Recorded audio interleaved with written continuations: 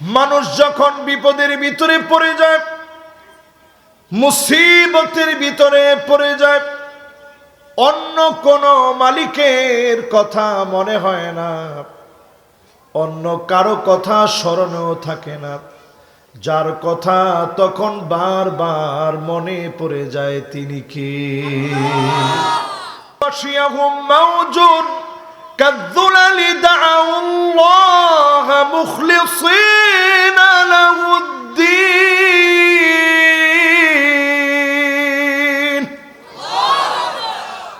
হিন্দুরা পর্যন্ত ওই সময় ডাকে কারে? জোরে কর। কোরআনুল কারীম আল্লাহ বলেন, যদি জিজ্ঞাসা করা হয়, ওয়ালা ইন সাআলতাহুম মান খালাকাহুম লায়াকুলুন্না আল্লাহ।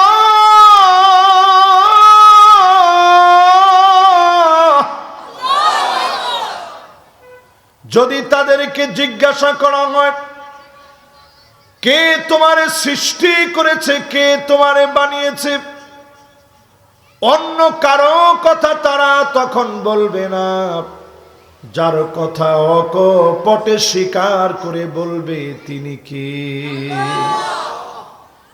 প্রথম যে ওয়াজ আজকে নিয়ে যেতে হবে এই মাহফিল থেকে, আল্লাহরে ঠিকই আপনি চিনেন, বিপদে পড়লে ঠিকই আল্লাহরে ডাকেন, কিন্তু আল্লাহর হক আদায় করেন না, এমন লোকের সংখ্যা কম না বেশি? আজকে ফজর থেকে নিয়ে একটু হিসাব মিলান। ফজরের নামাজ গেছে, জোহরের নামাজ গেছে, আসর গেছে, মাগরিব গিয়েছে, এশার নামাজ, ফজরের আগ পর্যন্ত সময় আছে, কিন্তু নিয়ত করে রাখছেন পড়বেন না। এরকম লোকদের সংখ্যা কম না বেশি? ফজরের সময় জীবন আমার ঘুমের বিছানায় ন্যস্ত, যোহরের সময় অফিসেতে মহাব্যস্ত, আসরের সময় ক্লান্ত আমি, মাগরিবের সময় বাজারের ব্যাগ হাতে নামি, এশার সময় চোখ দুটো আমার টিভির চ্যানেলে। এইভাবে আমি আমার নাম লিখালাম জাহান্নামীদের প্যানেলে। কইলে আই ভাই জাহান্নাম, অত কষ্ট করে ওয়াজ করে জাহান্নাম লেখলে চলবো? কোন লাই ভাই? এক নাম্বার পয়েন্টে আসেন আবার, আল্লাহকে ঠিকই চিনেন, আল্লাহর হক বুঝেন না। করোনাকালীন সময়ে বাংলাদেশে আযাব এসেছিল, বিশেষজ্ঞরা বলেছিল সারা বাংলাদেশ তছনছ হয়ে যাবে, লক্ষ লক্ষ মানুষ এদেশের সব রাস্তায় রাস্তায় মরে পচে গলে থাকবে, ধরার মতো কেউ থাকবে না। ঠিকই করোনা আসলো, আবার করোনা চলেও গেল, সারা দুনিয়া তটস্থ হয়ে গেছে। হজ পর্যন্ত অল্প কয়েকজন রেডি কার্যক্রম সেরেছে। আমার বাংলাদেশে মহামারী করোনা থেকে অল্প স্বল্প আযাব দিয়ে যিনি উঠায় নিয়েছেন তিনি কি? 21শে নভেম্বর যে ভূমিকম্পটা আসছিল, এটার মাত্রা হওয়ার কথা ছিল বিশেষজ্ঞদের কথা মতো 7.5 মাত্রা। যদি এই মাত্রার একটা ভূমিকম্প হইতো, এই জমিনের ভিতরে ফেটে চৌচির হয়ে যেত, আমি হয়তো এখানে বসে আর ওয়াজ করতে পারতাম না। আল্লাহর বড় মায়া লেগে গেছে, বড় দয়া লেগে গেছে। একটু পরে আমার গোলামেরা জুমার নামাজ পড়ার জন্য যাবে, সুন্দর করে গোসল করে সুন্দর জামাটা পরে আগে ভাগে চলে যাবে।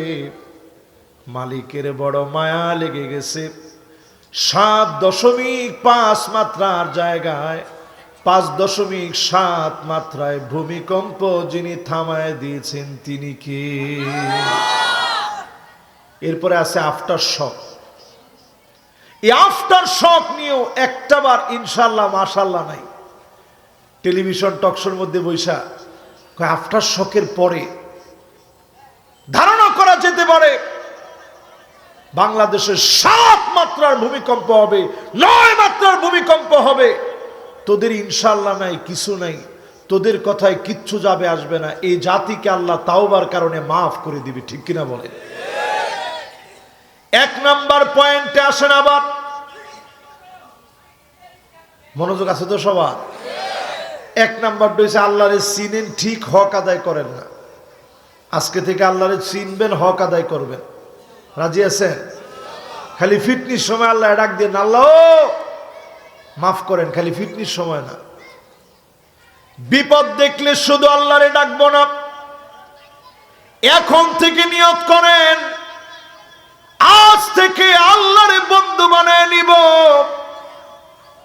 আল্লাহরে সঙ্গী বানায় নিব, হক গুলা বুঝে বুঝে আদায় করব। অবশ্যই যিনি আযাব গজব উঠায় নিবেন তিনি কে? আমার 1 নাম্বার পয়েন্ট শেষ।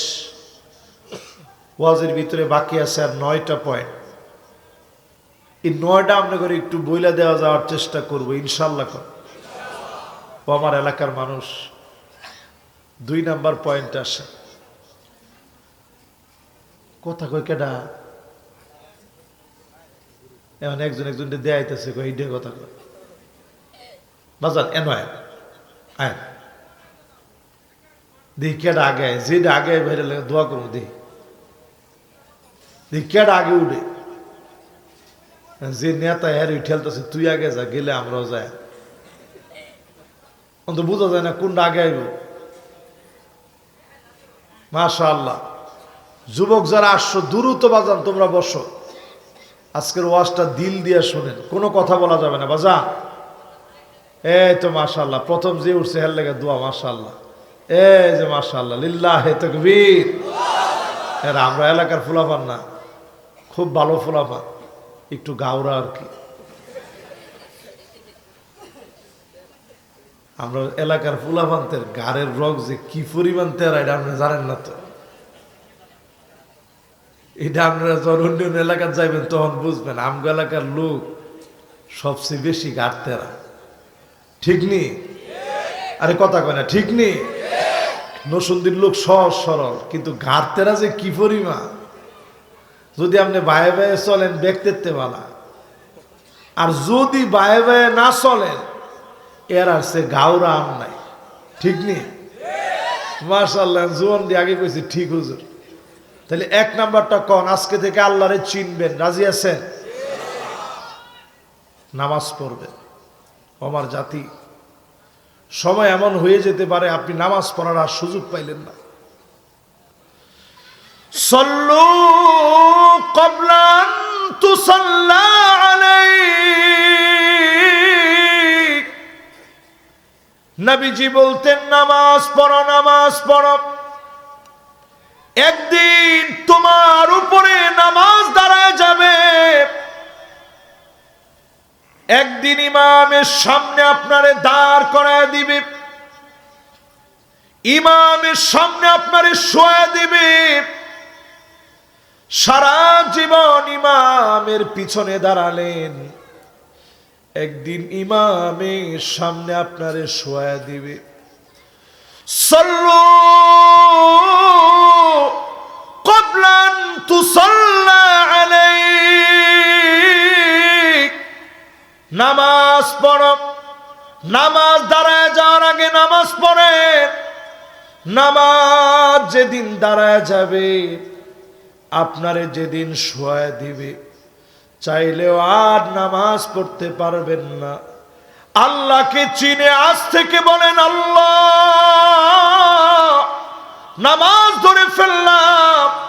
যদি আপনি বলতে পারেন দোয়াগুলা কবুল হয়ে যাবে। আযাব গজব যিনি উঠায় নিবেন তিনি কে?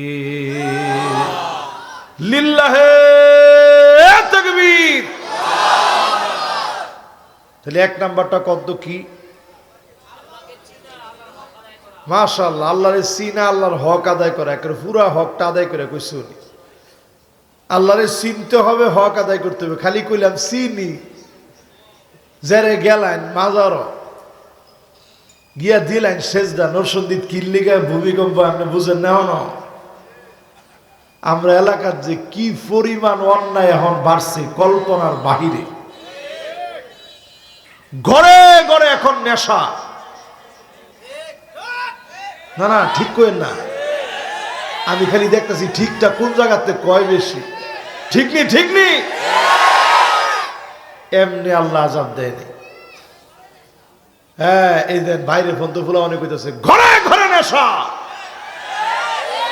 এই নেশা বন্ধ করতে হলে 54 বছর যেমনে চলছে এমনে চললে নেশা বন্ধ হবে না। আল্লাহর কোরআনের আইনকে এস্টাবলিশ করা লাগবে, ঠিক কিনা বলেন?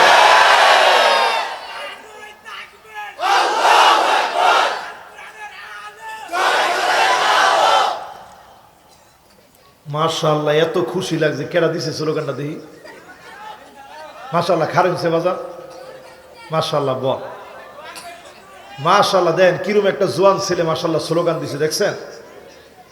এই যে জোয়ান যুবক স্লোগান দিয়েছে, এটা প্রমাণ হয়েছে আমরা চাই নেশা এই জাতি থেকে বিদায় নিক, ঠিক কিনা?